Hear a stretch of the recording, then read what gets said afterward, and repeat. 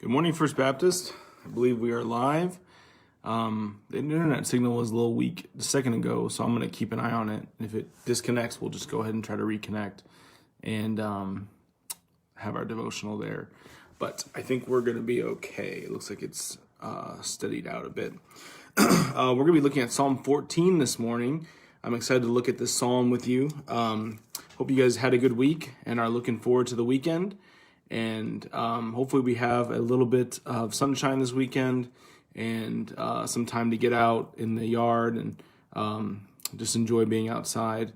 I know it's been kind of a bit of a colder week this week, but that is just winter's dying gasp, of course. And we know that spring is here and summer is well on its way. Looking forward to that. Okay, Psalm 14. What we're going to see in Psalm 14 is the heart of sin, the widespread nature of sin, and the solution to sin. So the heart of sin, the widespread nature of sin. I forgot one. The result of sin, or the consequences for sin. And then we will see the solution to sin.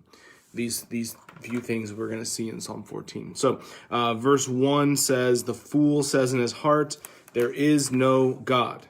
Now this is the heart of all sin. Okay? The fool says in his heart, there is no God. And when someone says there is no God, they replace that phrase with, "So then I am God," or "so then we are God."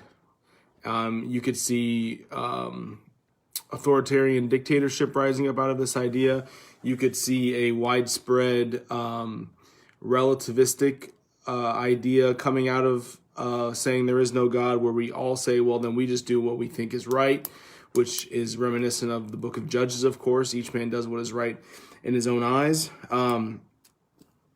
I've been reading this book with a couple of guys in the church, and it is a systematic theology book. And let me read you just part of this.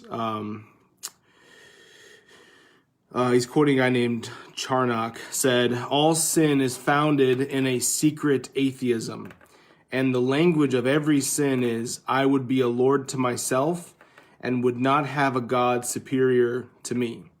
All sin is founded in a secret atheism, and the language of every sin is, I would be a lord to myself and would not have a God superior to me. So this is the heart of all sin, right? And this is what's happening in this psalm. And we see the result of it, of course, in the next part of the verse. They are corrupt, they do abominable things, abominable deeds. There is none who does good. So that is the heart of sin, and then the fruit of sin is all of those things: the corruptness, the abominable deeds, and no one doing anything that is good. So while we may be quick to criticize atheists or agnostics or others who hold to those ideas, we have to realize that this idea is a plague in our own hearts. We constantly adhere to what it could be known as practical atheism every day, every time we sin. And the writer of the systematic that I'm reading goes on. He says, "Recognizing the evil of denying God's existence should not cause Christians to exult over atheists and agnostics, but to humble themselves. Our every act of sin springs from a secret assertion, there is no God. George Swinnock said, all sin is God murder. Christians of all people should be most grieved over the practical atheism that remains in their hearts and in their lives."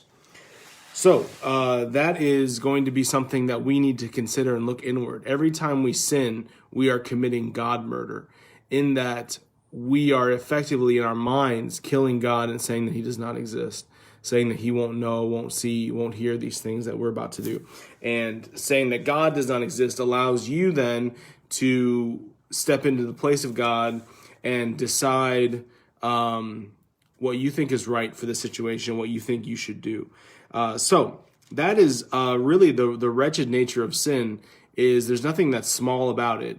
Even the smallest sins stem out of a very corrupt and broken heart that is willing to effectually remove God from his throne and put themselves on that throne. So that's why sin is dealt with so severely. And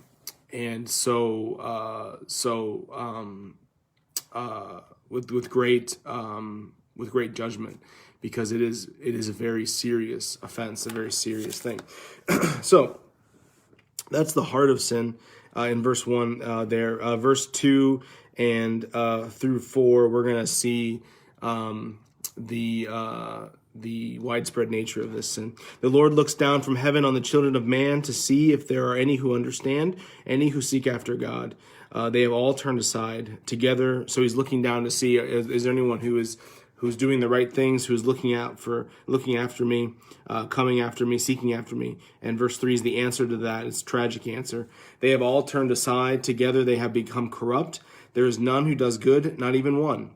So he's not finding anybody. Not finding anybody who seeks after God, not finding anybody who is able to walk righteously before the Lord.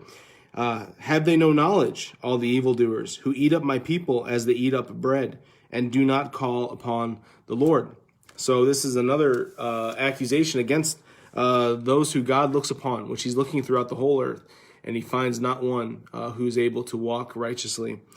So that's the widespread nature. And of course, Paul is going to quote many of these things in Romans chapter 3 as a condemnation against mankind, saying that there's no one righteous, no, not even one.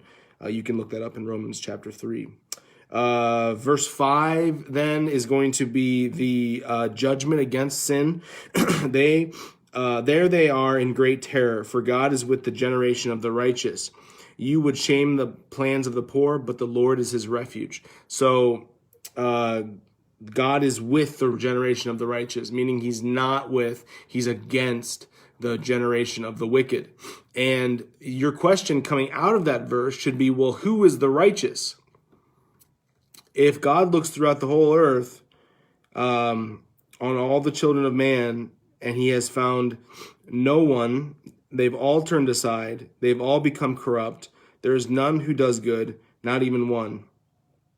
They have no knowledge, all the evildoers who eat up my people as they eat up bread, and do not call upon the name of the Lord. You're going to ask at the end of verse 6, who is righteous? Who is on the side? Who does the Lord put in his refuge? Who does the Lord take care of?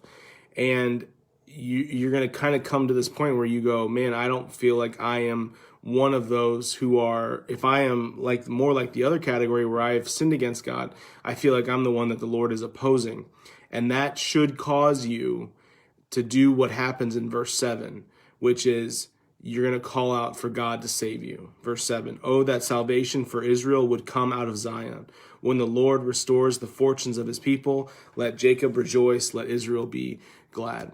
God does not save those who walk righteously on their own power. Why? Because they don't exist. God saves those who recognize their great need for salvation and call out to him for salvation. That is the exact method that we see throughout the whole scriptures. There's never a deviant point on that idea. It is all consistent, and it is all absolutely the case that God is not calling people to earn their way into a right relationship with him. He is calling people to realize how devastatingly bad they've created their situation to be, and to ask God to deliver them from that situation. So this is a wonderful psalm. This is a great psalm to use if you're witnessing to somebody.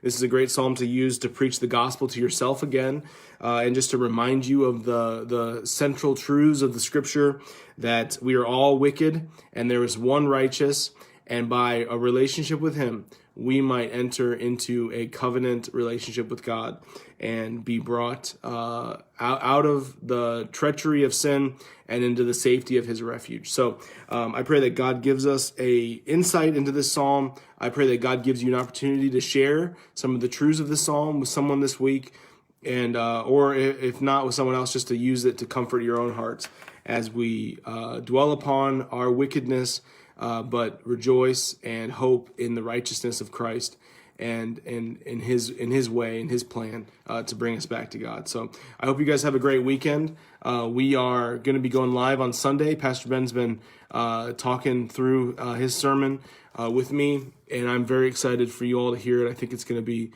just a wonderful sermon, one that is just so vast and is speaking upon a truth that is so critical and structural to the whole scriptures.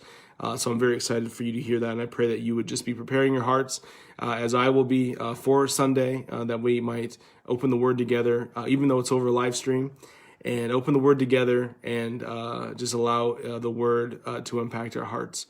So praying for all of you, love all of you, looking forward to meeting again very soon, and hoping you all are staying safe and surviving the quarantine and the way that it can wear upon us. So I'm praying for you all and looking forward to seeing all of you again very soon.